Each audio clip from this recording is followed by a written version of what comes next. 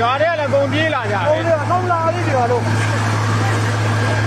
ဘာလို့လို့ရမှာလဲရွာထဲလူလာတယ်။အေးလို့ဒီကပတ်တယ်။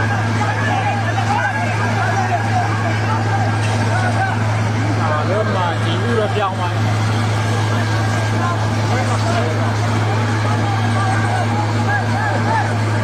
ဘယ်နဲ့ဘယ်လိုစလာလဲ။ဝါရရှော့ဖြစ်တယ်။ဟေးကောင်းပါပြီ